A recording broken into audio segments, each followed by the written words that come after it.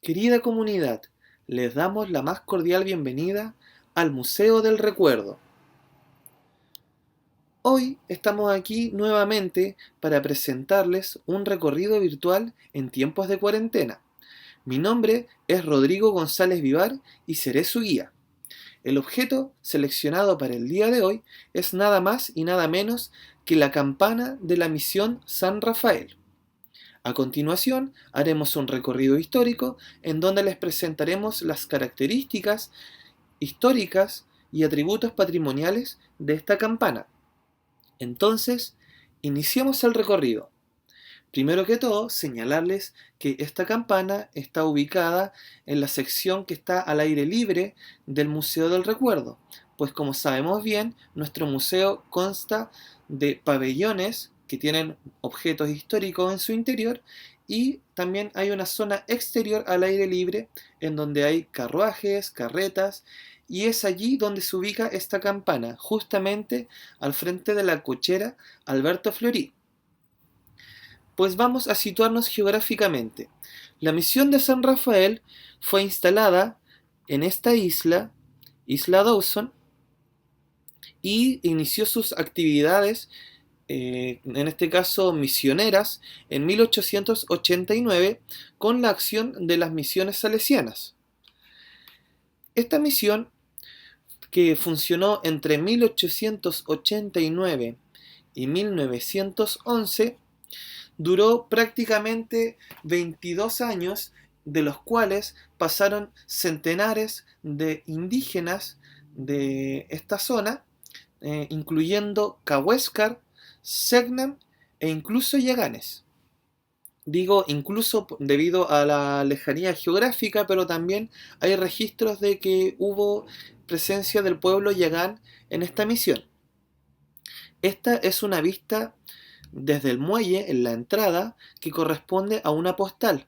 Por eso quise presentárselas eh, aquí en el inicio de este recorrido, porque esta era la primera impresión de los visitantes que llegaban a la misión. Entonces, la isla Dawson, que se ubicaba en el corazón del estrecho de Magallanes, es una de las islas más grandes del territorio. La misión de San Rafael se ubicaba aquí, en la bahía de Puerto Harris, en la bahía Harris, perdón.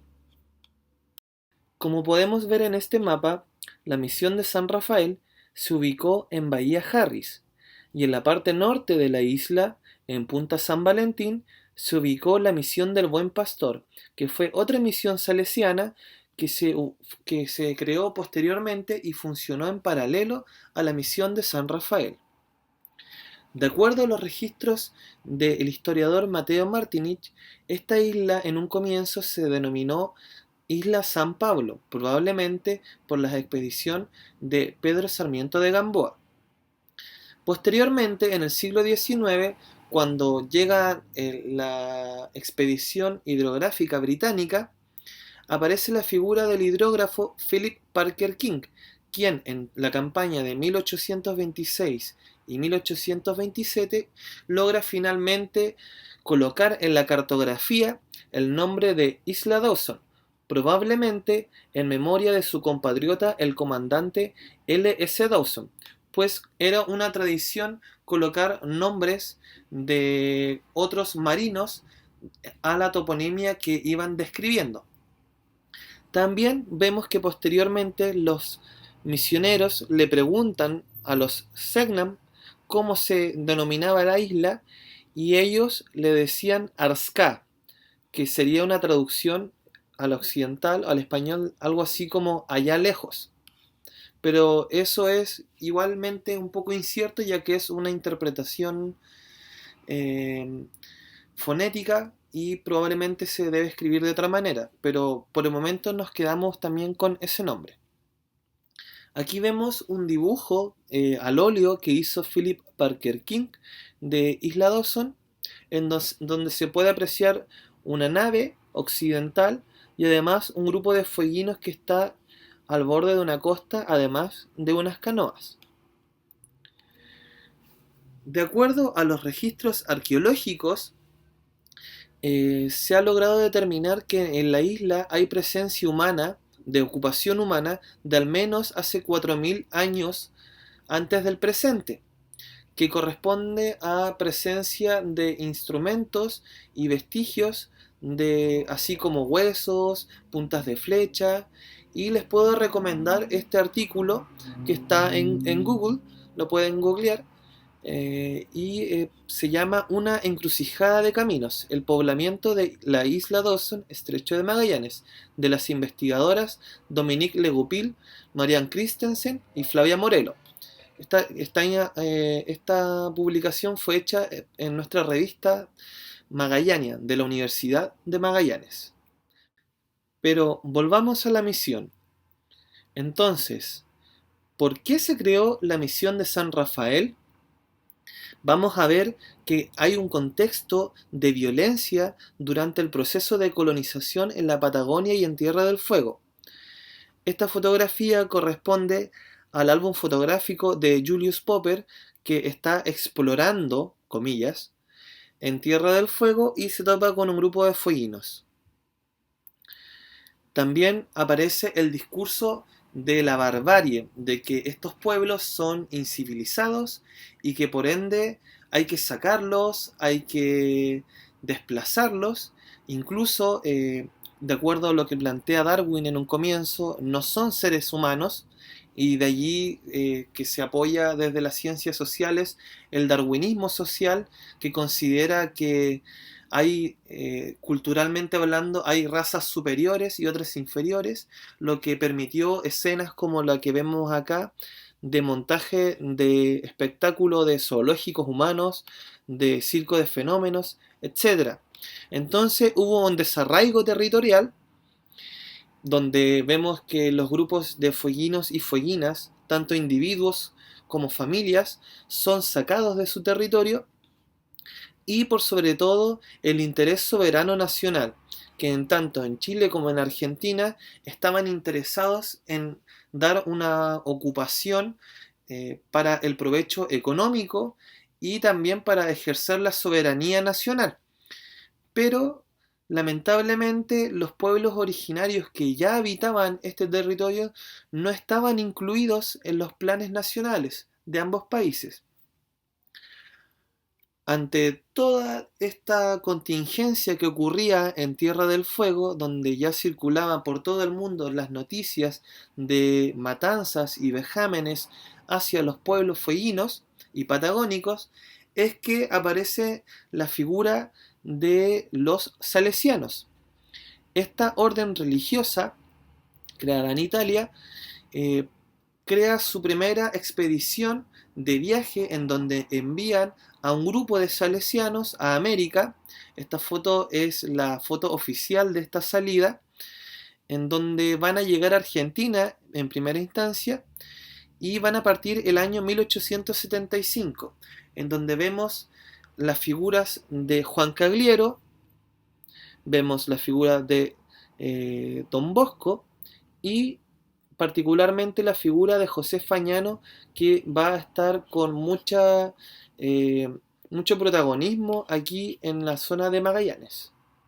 Entonces, una vez que llega Fagnano a Punta Arenas, aproximadamente en 1887, va a tomar contacto con las diversas autoridades civiles, políticas, para poder consultar sobre la situación que viven los pueblos originarios frente a las matanzas y frente a todas las tragedias que están ocurriendo. Finalmente logra contactarse con el ministro del presidente José Manuel Balmaceda y logran una concesión por 20 años de la isla Dawson para que se cree allí una misión en donde ellos se van a responsabilizar de la educación y de la evangelización de estos pueblos fueguinos para poder insertarlos a la sociedad occidental. Es así que se emite un decreto en 1890 que dice así: que hay conveniencia en que el Estado favorezca y estimule a empresas que tengan por objeto civilizar a los indígenas de Tierra del Fuego, que a más de los fines humanitarios, también se contribuye a facilitar la colonización de tan apartados territorios de la República, que la propuesta mencionada no impone al fisco gravamen de ninguna clase. Monseñor Fagnano tuvo que ser bastante ágil en esta jugada, por así decirlo, porque la isla, que tiene más de 100.000 hectáreas, que incluyen estepa y bosque, ya había sido objeto de propuestas económicas por parte de empresas y colonos locales. Pero la isla finalmente es cedida a los salesianos para que puedan establecer su misión allí. Entonces, podemos ver un extracto de la crónica de los misioneros salesianos, que está incluida en el libro de Fernando Aliaga, que va a estar citado al final en nuestra bibliografía. Y dice así: el 3 de febrero de 1889 se embarca en la goleta Fueguina, yendo al frente de la expedición fundadora de la misión en la isla Dawson. Desembarca en Bahía Willis. El equipo humano estaba integrado por el padre Antonio Ferrero, el coadjutor Juan Bautista Silvestro, 11 hombres contratados y un capataz. Por otra parte, transportaba 13 vacas, un toro, 3 caballos y 20 ovejas, con los que pensaba comenzar una crianza de ganado que autoabasteciera de carne a la misión. Primero llegaron a Bahía Willis, pero como el agua era muy baja, se fueron después a Puerto Harris porque ahí podrían construir un puerto. Instalados ya en Bahía Harris, comenzó el proceso misional, en donde mientras van construyendo, van también a la misma vez atrayendo a los indígenas que merodeaban la zona, que en un comienzo fueron Cahuéscar y posteriormente comienzan a sumar contingentes Yagán y Selknam. De acuerdo a lo planteado por la investigadora Estrada, ella plantea que muchos de los indígenas accedieron a ser evangelizados, pero no por convicción, sino por conveniencia, ya que de esa forma mantenían buenas relaciones con los misioneros, lograban que intercedieran por ellos ante el Estado y puertas adentro conservaban su cultura. Previo a los misioneros salesianos ya se habían instalado misioneros anglicanos, pero más bien en la zona más austral, en la zona de Ushuaia, por ejemplo, en las cercanías de Ushuaia, allí ya estaban instalados los anglicanos, y en la zona del Cabo de Hornos en general. Entonces vemos que ya tenemos el inicio de la misión, donde se pueden apreciar la casa principal, que va a ser casa iglesia, y las primeras casitas que van a ser para los fueguinos y fueguinas que comenzaban a llegar poco a poco. Vemos que algunas casas tienen techo y otras les sacaban el techo porque, como hacían fogatas al medio, estaban acostumbrados a que sus viviendas no tuvieran techo. Por ende les sacaban todo el techo para que pueda salir todo el humo que salía de sus fogatas. Ya en esta fotografía vemos que está mejor la situación de la misión. En este caso hay una fotografía de la orquesta de niños. Y vemos que en la capilla, que es esta de acá, la capilla principal, aún es pequeña, pero posteriormente se va a ampliar. En 1894 se informó que esta capilla ya estaba terminada, solo faltaba el campanario. Al lado de esta capilla se va a construir una torre. La torre de la iglesia medía 22 metros de altura, domina toda la población y el estrecho. En ella pronto se colocará un juego de campanas y un reloj, que ya han sido encargados expresamente a Europa. Entonces vamos a ver que la misión de San Rafael va a verse más o menos así. Esta postal, que está en mis manos, puede mostrarnos cómo aquí ya se ve el torreón principal construido, en donde en esta fotografía se aclara el espacio en el cual va a ser colocada la campana. justamente debajo del reloj. Y aquí podemos ver ya la fachada de la iglesia y vemos a todas las familias e individuos Selknam, donde se ven tanto adultos como niños. Para 1901, la capilla ya contaba con el campanario. El día domingo 27 de junio fue inaugurada la nueva capilla. La campana fue tocada a fiesta y el director de la misión, esta vez Bartolomé Pistone, se puso las ropas sagradas. Debió haber sido todo un evento la inauguración de esta capilla. Aquí vemos un plano de la misión de San Rafael que fue construido y planificado por el padre Juan Bernabé. Entonces vemos que en el centro, con forma de cruz, está la capilla. En el número 2 están las habitaciones de los salesianos. El número 3 es la escuela, laboratorio y dormitorio de niños. El espacio número 4 es un lugar de recreación. En el número 5 está la panadería. En el número 6 está la casa del profesor de música. El número 7 es el cortijo, o lo equivalente a una vivienda rural. En el número 8 están las habitaciones de las hijas de María Auxiliadora. En el número 9 estaban las casas de las viudas.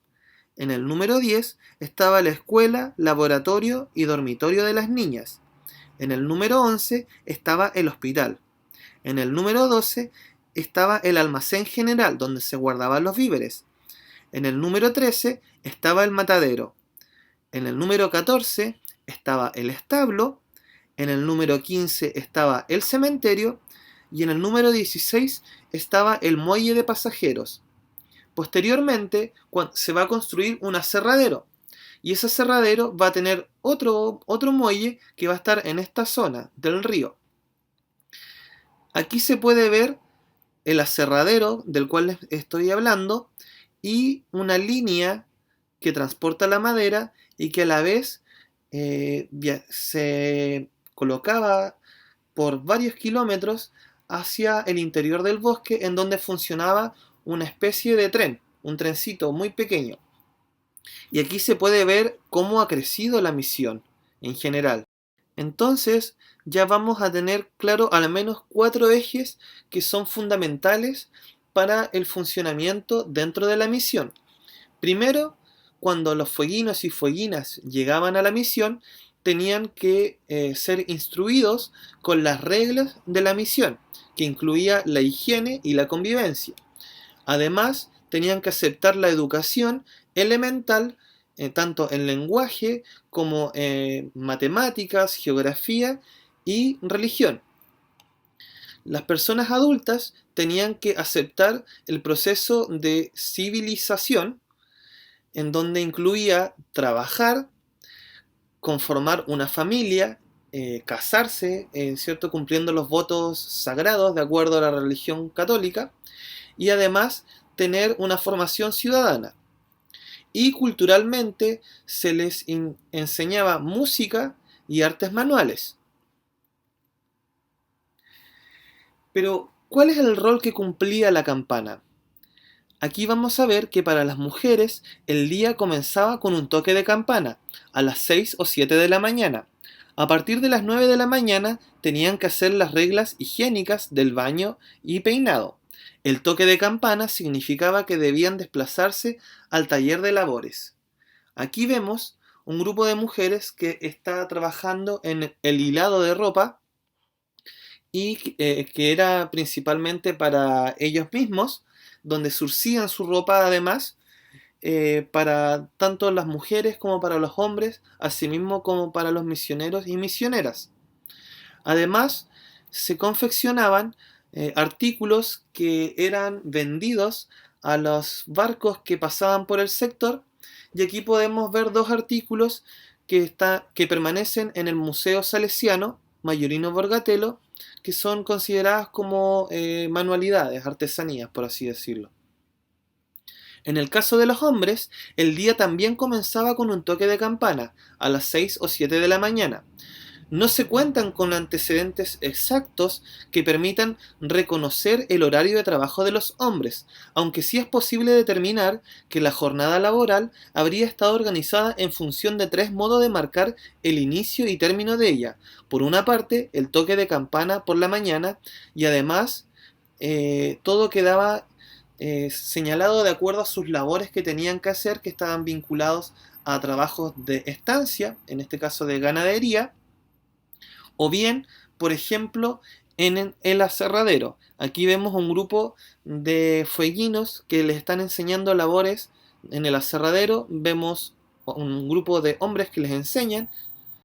Y además la presencia de los salesianos que están supervisando constantemente el accionar de la misión en general. Otro elemento significativo es que en ellas hay una puesta en escena. Nos referimos a las campanas. Las campanas anunciaban que todos debían ir caminando hacia la iglesia. La modalidad de la procesión fue una costumbre que siempre se mantuvo. Entonces tenemos que imaginarnos que el toque de campana, de esta gran campana, marcaba las actividades que debían realizar los fueguinos y fueguinas que estaban dentro de la misión. Eran señales prácticamente. Aquí vemos una fotografía de qué es lo que pasaba con la educación musical de los niños varones. Y en el caso de las niñas, los talleres de bordado y de otras actividades que estaban relacionadas con acciones domésticas. Al toque de la campana de clase, todas se ponían en fila y todas entraban a clase. Todas se ponían en fila y todas entraban a clase con Sor Antonieta, que era su maestra. Se levantaban cuando tocaba la campana los salesianos para empezar la meditación. Sor Antonieta venía a llamarnos para ir a misa. Oían la Santa Misa acompañada de las oraciones. Comulgaban todas las que tenían comunión. Este es un extracto de Sor Herminia Sánchez, una hija de María Auxiliadora que estuvo allí en la misión entre 1895 y 1900 aproximadamente. Aquí vemos una de las fotografías más conocidas de la misión de San Rafael, que fue tomada en 1899 y es una de las más importantes porque aquí se puede ver en este grupo de gente occidental la presencia del presidente Federico Errázuriz, quien vino a el estrecho de Magallanes, a Punta Arenas, para dar el estrecho de Magallanes con el presidente argentino Julio Roca, debido a que de esta manera se consolidaba el Tratado de Fronteras firmado en 1881 entre Chile y Argentina. Además podemos ver aquí la presencia del ex gobernador Manuel Señoret. Entonces vemos que el grupo de fueguinos y fueguinas fueron transformados en la misión de San Rafael para poder ser adaptados a la ciudad occidental. En el caso de las mujeres, a la servidumbre. En el caso de los varones, también fueron enviados a trabajos industriales, a trabajos en el campo y trabajos menores, labores menores en general. Entonces vemos que finalmente el 23 de septiembre de 1911 la misión cerró y aquí hay una pequeña descripción de el cierre de la misión en donde se remataron la mayoría de los objetos materiales de la misión y se plantea que todo fue guardado en cajones, incluyendo el reloj y las campanas. Todo se pone en un galpón junto a la playa. Entonces aquí vemos que en este proceso el campanario grande de la misión San Rafael, que le mostramos en nuestro museo, fue comprado por la primera compañía de bomberos a los salesianos, y los salesianos en la misión de Isla Dawson instalaron campanas más pequeñas, pues esta campana era demasiado grande y posteriormente esta campana fue utilizada aquí en Punta Arenas para dar aviso de alarma de fuego. Entonces, esta campana, la verdad que ha tenido una historia, ha sido testigo de muchas cosas, de la misión, por sobre todo, y también de los incendios. Entonces, aquí les dejo como corresponde la bibliografía utilizada en esta información, en este recorrido, en donde agradezco el trabajo de Carolina O'Donnell, quien en su momento nos colaboró en el museo, facilitándonos su tesis de doctorado que realizó sobre la misión de San Rafael, de donde se lograron sacar la mayoría de las citas que vemos aquí en este recorrido, porque ella misma investigó los cuadernos de la misión San Rafael. Entonces, querida comunidad, con esta información hemos concluido nuestro recorrido. Esperamos que les haya gustado y cualquier duda, consulta, observación nos pueden comentar y seguimos comunicados por esta vía. Un abrazo fraterno y a cuidarse de esta pandemia que aún no ha cesado. Muchas gracias por su atención y nos vemos pronto. Adiós.